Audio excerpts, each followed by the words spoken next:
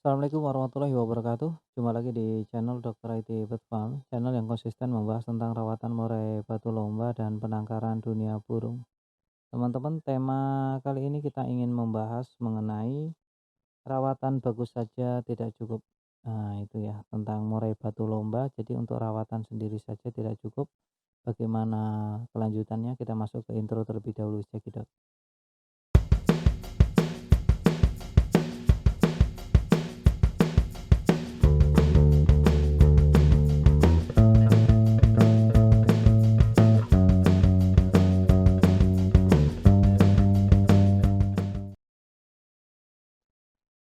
Tema kali ini adalah tentang murai batu kontes ya teman-teman, dengan judul rawatan bagus saja atau rawatan konsisten saja tidaklah cukup untuk memenangkan perlombaan di murai batu.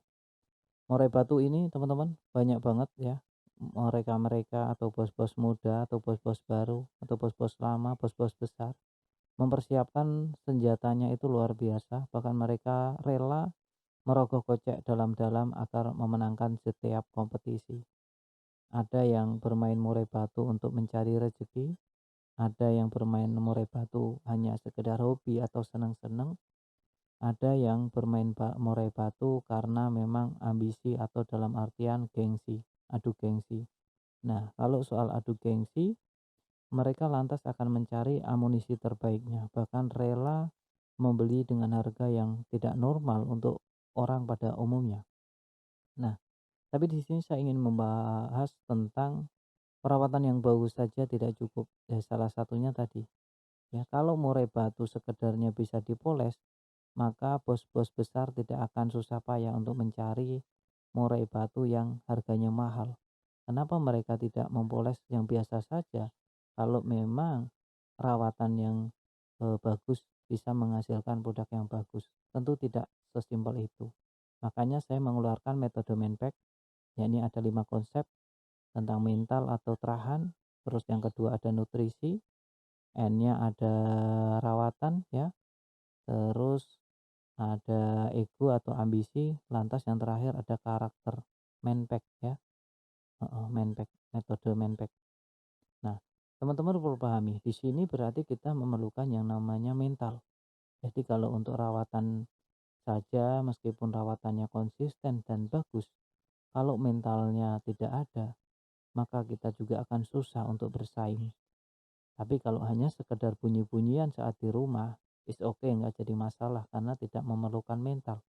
Murai batu yang di rumah, asalkan tidak diperlihatkan dengan burung lain atau burung murai batu lain, maka dia dengan sendirinya pasti akan bunyi. Asalkan dirawat dengan baik. Tentu rawatan juga mendukung penting untuk murai batu kita moncer. Nah, itu hal-hal yang perlu kita siapkan. Jadi terah satu ya. Jadi selain rawatan juga penting, terahan juga penting. Sebaliknya, murai batu bagus pun tidak cukup kalau tidak diimbangi dengan rawatan yang konsisten, rawatan yang paham karakter, ya. Itu ya teman-teman ya.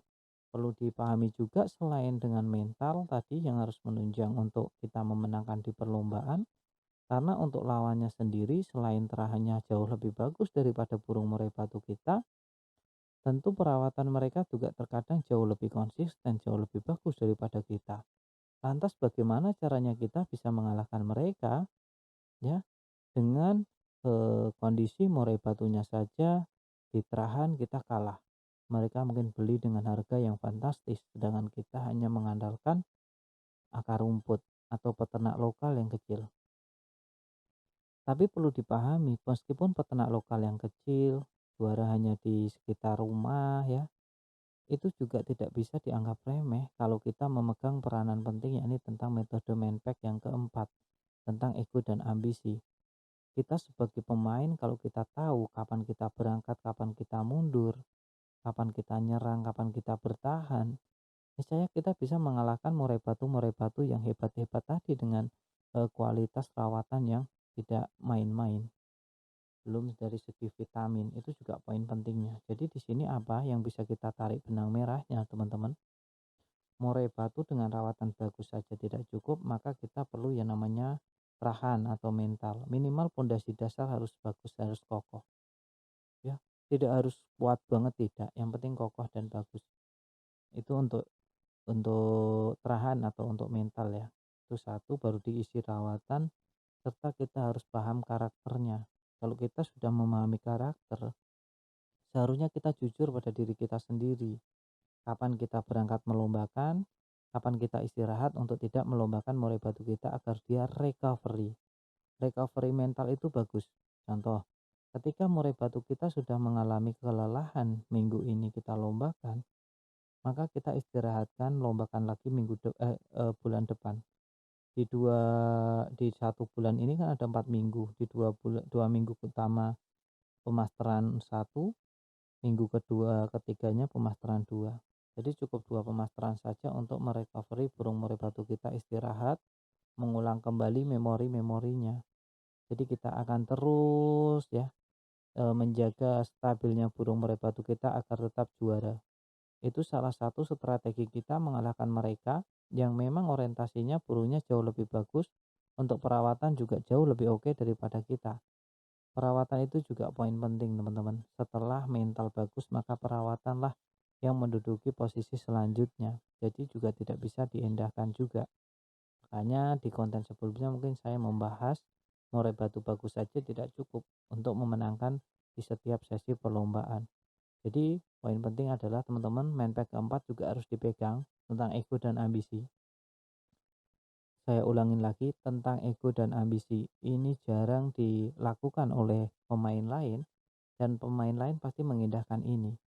Dia malah mempergunakan aji mumpung biasanya. Ketika burung murai batunya masih on fire, maka dia akan geber terus-terusan, yang nanti ujung-ujungnya murai batunya akan rusak, murai batunya akan nakal, murai batunya tidak ketemu lagi settingannya. Lantas jika dihitung-hitung, persentase kemenangan sama kondangan malah jauh lebih banyak kondangan. Nah, ini yang ingin kita hindarkan di setiap konten saya. Saya ingin kalau bisa zero kondangan. Ya, kalau bisa zero kondangan teman-teman. Seperti Osaka yang sering saya lombakan ini, alhamdulillah dia hanya gagal sekali di mabungan ketiga ini. Ya, dia mabungan itu karena juga saya mengabaikan metode manpack yang keempat. Itu yang terakhir kali ketika dia mau mabung, ternyata saya paksa untuk melomba. Harusnya saya paham ini waktunya nggak tepat, tapi saya karena sebelum-sebelumnya nggak pernah kalah, 100% juara atau 100% bawa piala, bawa trofi, bawa pulang, makanya di minggu itu di hati saya ya udah pengennya lomba, ya itu ambisi. Kita susah kalau kita sudah memenangkan perlombaan, kita susah menahan ego dan ambisi, percaya dengan saya ya.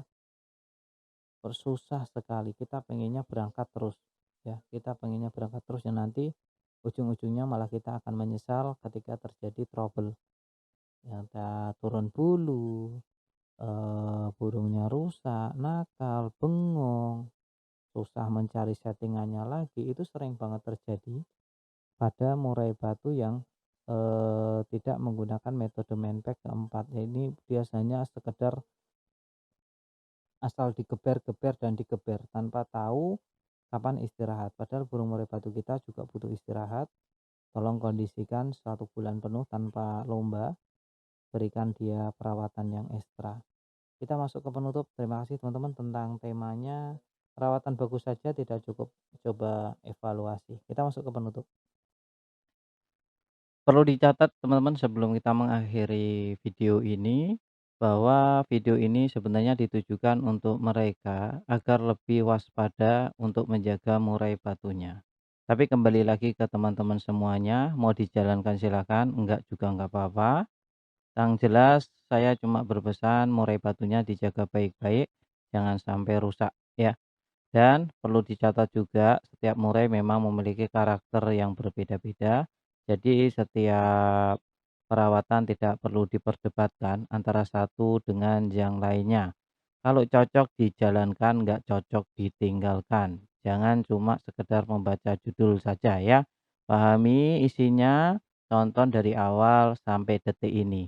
Bagi teman-teman yang menonton sampai detik akhir ini, saya kira tidak akan ada perdebatan lagi di kolom komentar. Salam sehat.